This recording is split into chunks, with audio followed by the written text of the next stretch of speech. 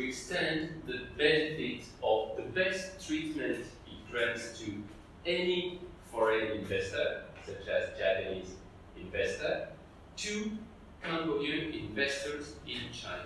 So in that case, 100% sure you can claim the benefit of this. It's 100% sure you can claim the benefit of this, and all the arbitral tribunals specialized in the law of investment will recognize that you have the right to claim this.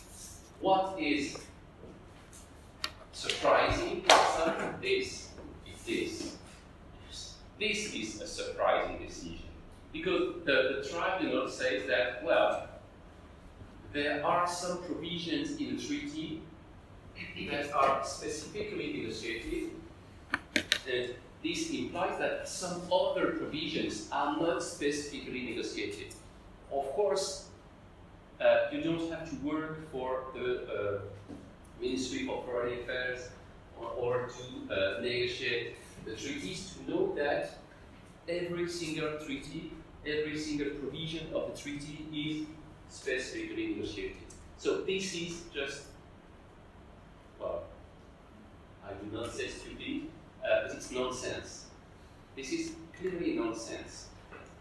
The tribunal here tries to justify some limits to the most favored nation treatment that we could try to explain, but not that way. This is really the most stupid way to explain this. You cannot say that in the treaty some provisions have been specifically negotiated and while some others have not been specifically negotiated. So in that case, where that decision is clearly isolated in the jurisprudence on international law of the investment. Okay. In this case, can you explain more reasonably, comparing to these reasons in the case? What? Why? What? The effects of the most favored nation treatment? Yes. What? In that case, we have a treaty between Spain and Mexico. Yeah. Okay. And Spain and Mexico accepted to include in the treaty the most favored nation treatment. It means that Spain accepted to grant to Mexican investors the benefit of the best treatment Spain gives to any other foreign investor. And reciprocally, Mexico accepted to grant to investors from Spain the best treatment Mexico grants to any other foreign investor. It's weird. It's a few years after that to see the state having the right to say, yeah, okay, I say that I will give you the best treatment, but I'm not obliged to. I say that I will, but I won't, and the tribunal gives me the right not to extend the benefit of the most favored nation treatment. So the most favored nation treatment, its very purpose is to extend the benefit of the most favored nation treatment. And that's it. By this, the tribunal limits the purpose of the most favored nation treatment, and not, in my sense, not in a reasonable way, because it goes against the logic of the most favored nation treatment. Okay? So, we can see one last point on the most favored nation treatment. It's the question question of the applicability of the most favored nation clause to procedural provisions. Not to provisions regarding the protection of the investor, but regarding the settlement of disputes between an investor and the state. So can we say that the dispute resolution, the dispute settlement provision is a provision regarding treatment? So in that case, the most favored nation treatment clause could have some effect on the dispute resolution, the dispute settlement provision. If it's not a provision regarding treatment, then it will be out of the scope of the most favored nation provision. So we will explain this with one case that I can explain in a few words.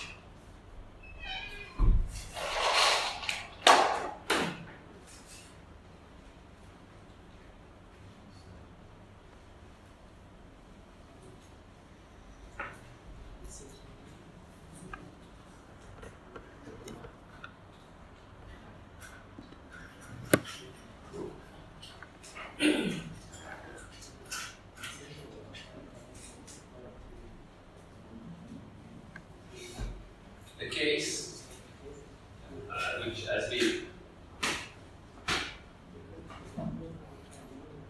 commented a lot, it's a decision in 2000 in the Maffesini versus Spain. Okay, it's a case between Maffesini and Spain. Okay, it's an arbitral tribunal.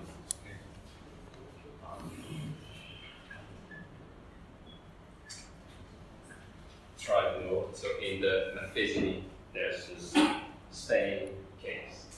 So in that case, the Emilio Maffesini is a national from Chile. Okay? And we had a bilateral investment treaty, so between Chile and Spain. And this bilateral investment treaty states that an investor from Chile in Spain can go before an international tribunal against Spain, or an investor from Spain can go before an international tribunal against Chile, but in those cases, the investor has to wait 18 months. So that's what we call the 18-month waiting period. And in that 18-month waiting period, the investor has to go before national courts. It means that if you are an investor from Chile, you have to go before Spanish tribunals, Spanish courts, for 18 months. And it's only if you don't succeed that you will have the right to go before an international tribunal. And or if you are an investor from Spain in Chile, and if you have a problem with or regarding your investment, you have the obligation to go before a Chilean tribunal, and it's only if after 18 months, you don't succeed, then you will have the right to go before an international tribunal. Okay, so first you go before national courts, and only after 18 months, we can go before an international tribunal. But in the Maffesini case, so the bilateral investment treaty specifies this 18-month waiting period. But Maffesini, which is an investor from Chile, wants to go directly, immediately before an international tribunal. He doesn't want to wait 18 months before the Spanish tribunal. So he will try to use, so we have here the most favored nation treatment, okay? And the investor says, I want to use the most favored nation treatment because in a bilateral investment treaty concluded between Argentina and Spain, there is no waiting period. It means that an investor from Argentina can go directly, immediately, before an international tribunal without citing first the tribunals from Spain. So the investor says, well, this is a better treatment. I want to benefit. I want to benefit of the application of this better treatment. I don't want this provision to be applicable to my case. Okay? So, for the very first time, an investor tries to use the most favored nation treatment to impair the provisions regarding the dispute settlement of the settlement of disputes between an investor and the state. And we'll see what the state did. Okay? So here we are. Yeah. So the tribunal, so in that case in 2000, it can be concluded that if the third-party treaty contains provision for the settlement of disputes that are more favorable to the protection of the investors' rights and interests than those in the Basic Treaty. So Basic Treaty is Chile, Spain, and the third-party treaty is Argentine-Spain treaty. Such provisions may be extended to the beneficiary of the most favored nation clause as they are fully compatible with the jus dem generis principle. We said last week that the jus dem, of course, you were there as you signed. The jus dem generis principle means of the same kind. It means that what we compare is a bilateral investment treaty and another bilateral investment treaty. So there's no problem on this issue.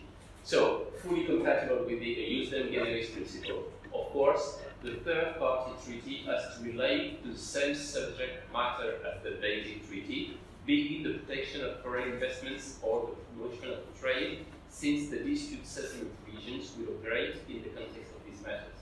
Otherwise, there would be a contravention of that principle. This operation of the most favored nation clause does, however, have some important limits arising from public policy considerations that will be discussed further below. So, the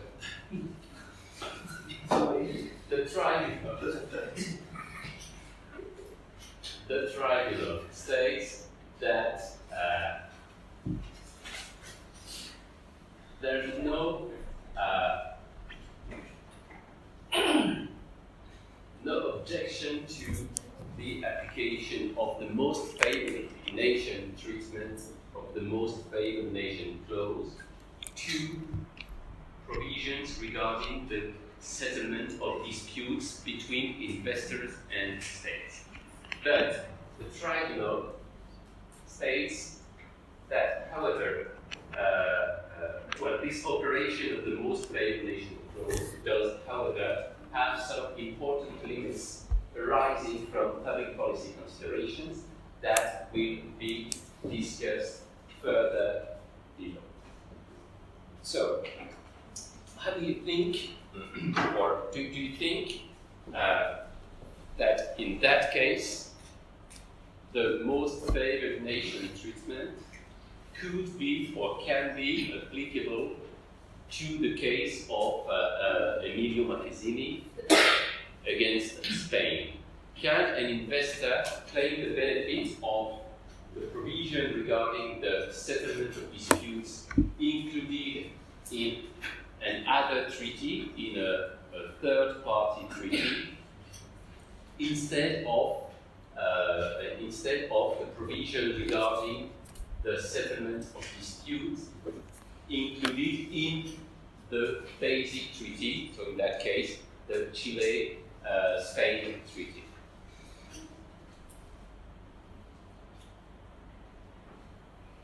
Yes, no, maybe.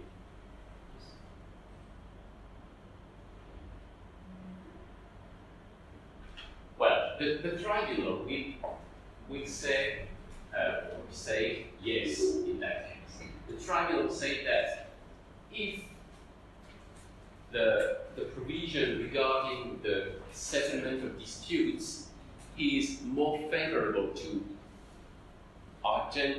investors from Argentina in Spain than the provision applicable to investors from Chile in Spain, then an investor from Chile can claim the benefit of the provision applicable to investors from Spain. But the tribunal says that there are some limitations on that point.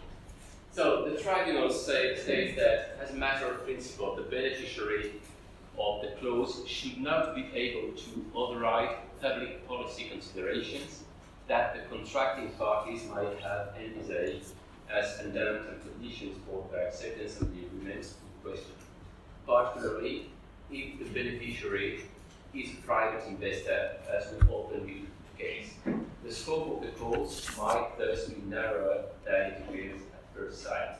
It is clear in any event that an extension has to be made between the legitimate extension of rights and benefits by means of the operation of the clause on the one hand, and disruptive treaty shopping that would play at all with the policy objective of underlying specific treaty provisions on the other hand.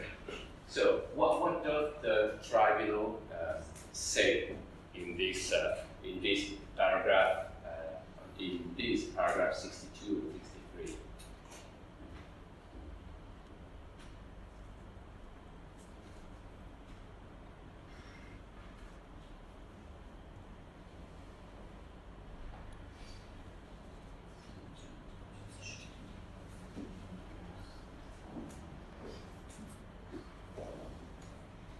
How can you interpret this? Or if you had to explain those two paragraphs, what will you say? Or are there some points you agree on or disagree on?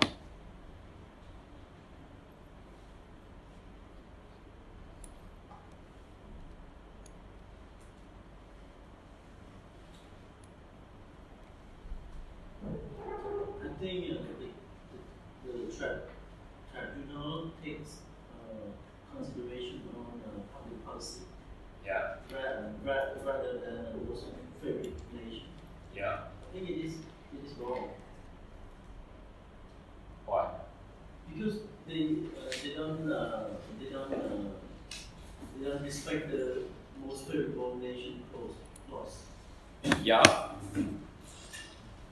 But are you sure that the rules regarding the settlement of disputes between investors and the state are rules of treatment? Because it's the most favored nation treatment.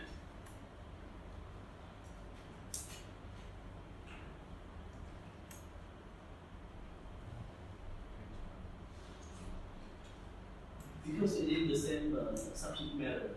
It is about diffuse settlement. Yeah. So it must be considered, it must be treated the same. Yes, but In accordance with the most favorable nation. okay, but the question is, can we for sure say that the provisions of treaty regarding the procedure of or the settlement of disputes between an investor and an host state. Can we say with certainty that this provision is a provision regarding treatment of the investor? Because the most favored nation treatment only applies, of course, to treatment. No, treatment of the investor. Can we for sure say that the treatment of the investor includes the dispute settlement or the procedures regarding the dispute settlement or related to? And that is a treaty. This is a treaty. Well, that's what this tribunal says, but we will see that it's not absolutely what states think.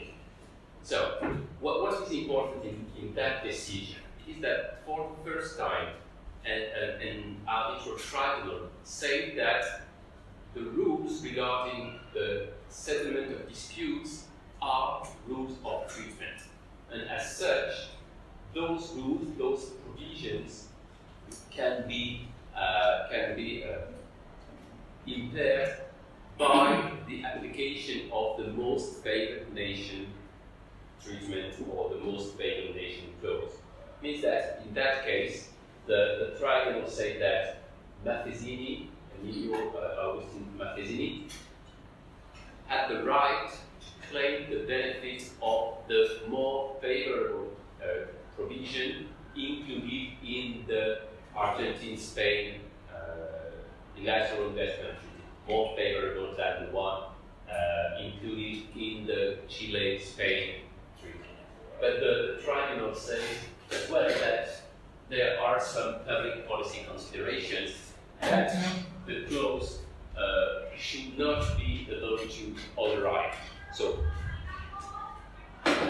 just like the TECMED tribunal that we mentioned earlier, TECMED versus Mexico, the TECMED tribunal say that there are some provisions that cannot be impaired by the most favored nation treatment or the most favored nation clause because those provisions have been specifically negotiated. Here, the tribunal says that there are some public policy considerations that the contracting parties might have envisaged as fundamental conditions for the acceptance of the agreement in question, particularly, etc., etc. What could this be? The public policy considerations that cannot be impaired by the most favored nation clause or the most favored nation treatment. It could be a domestic law. Yeah. Like what?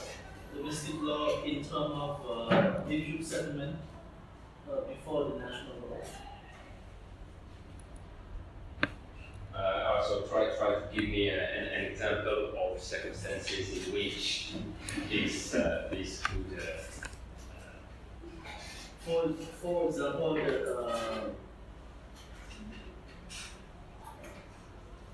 the National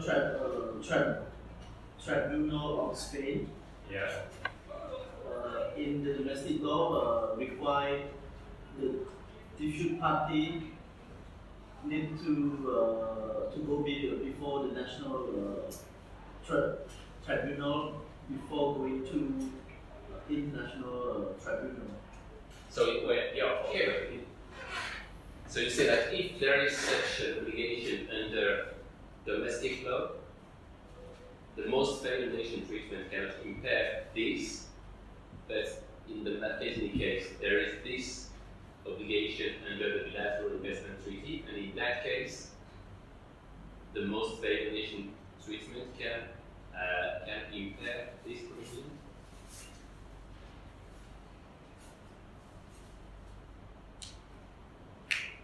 Well, I give you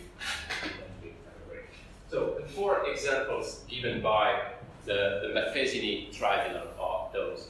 So the public policy considerations that the contracting parties might have envisaged as fundamental conditions for their acceptance of the agreement. It's the agreement to arbitrate on the condition to exhaust local remedies, the fork in the road rule, I will explain afterwards, the establishment of a particular forum such as the EXID, and the agreement to arbitrate under a highly institutionalized system of arbitration such as the North America Free Trade Area 1992 or similar arrangements. So, what the tribunal says, it is that in the treaty, say that if in the Chile-Spain treaty we have one of these, this will apply to Chilean investors in Spain. It means that the investor from Chile in Spain cannot claim the benefit, I don't know, of a bilateral investment treaty provision concluded between Argentina and Spain, and which, let's say, does not put an obligation to exhaust local remedies. Okay? That was not the case, but what the tribunal says is that if the provisions regarding the settlement of disputes contains one of those, it's not possible for an investor to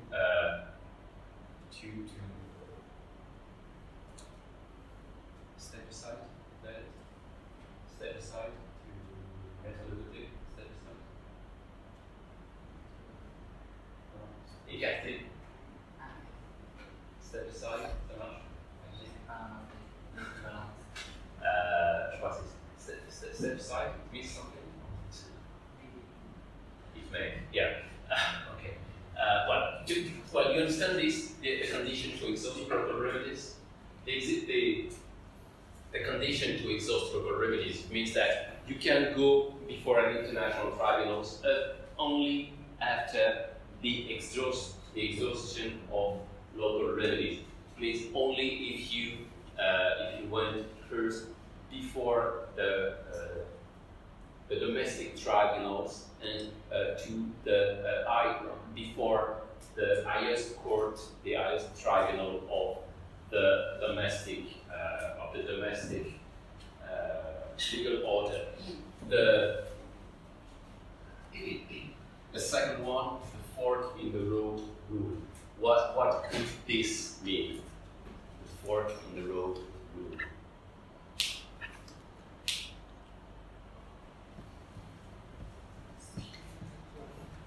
What is it fork in the road?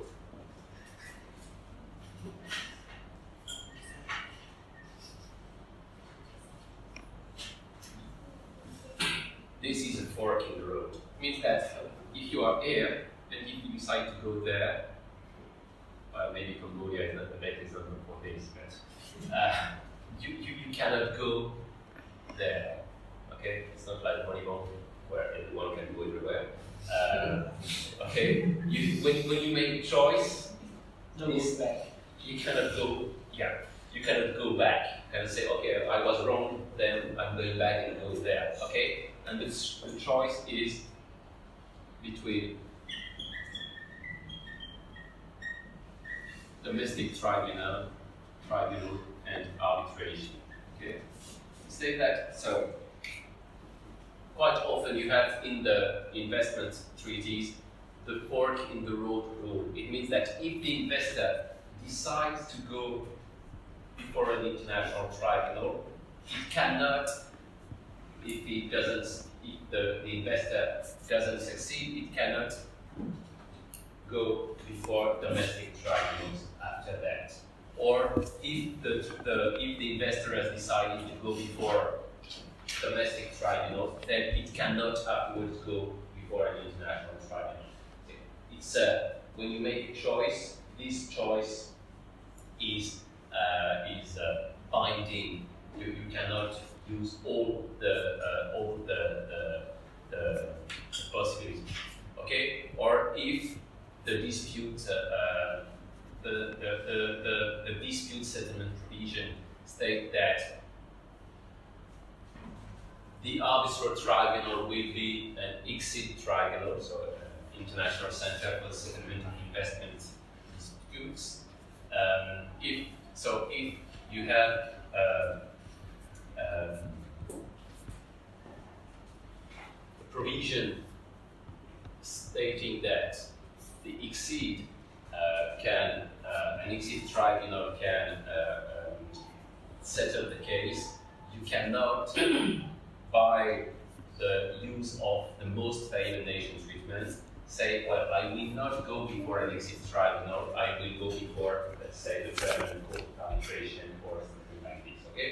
So it means that if this kind of provision, 1, 2, 3, or 4, if those kind of provisions are included in a treaty, the most favored nation treatment cannot do nothing on those provisions. Okay? So even if, so it means that if there is the fork in the road rule in the treaty, and if there is another treaty concluded by the host state in which there is no reference to fork in the road rule, the investor cannot say, well, I will use the most favored nation treatment to avoid the effects of the fork in the road rule. Okay?